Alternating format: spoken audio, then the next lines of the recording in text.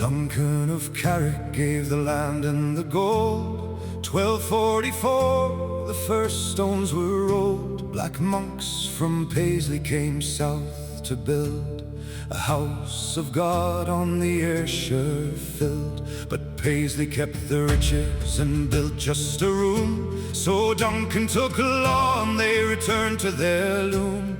The Bishop of Glasgow ruled on his behalf. Give Crossraguel everything, the land and the staff. Black monks of Carrick still standing in stone, 700 years since the first seeds were sown. Duncan of Carrick gave the land and the gold. Crossraguel remembers what history told. Crossraguel remembers what history told.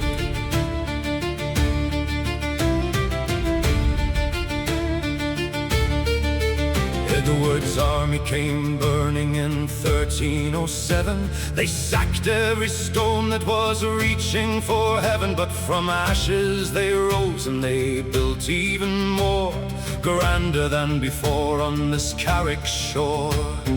Pilgrims walked through on the Ayrshire trail, from Paisley to Galloway, through wind and through hail. Halfway to Galloway and St Ninian shrine, the black monks of Carrick kept walking the line.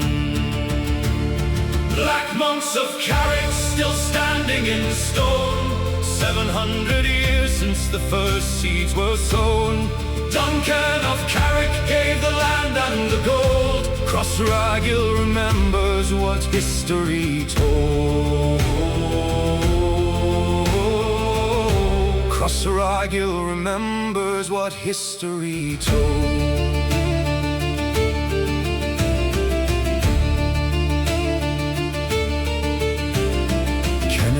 Shadow fell dark on these walls, the same hand that burned in Dunure's castle halls. Allan Stewart tortured for the Abbey's own land. Gilbert Kennedy taking what he could demand.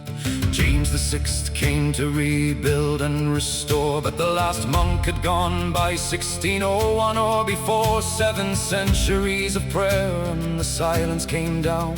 The black monks of Carrick left without a sound.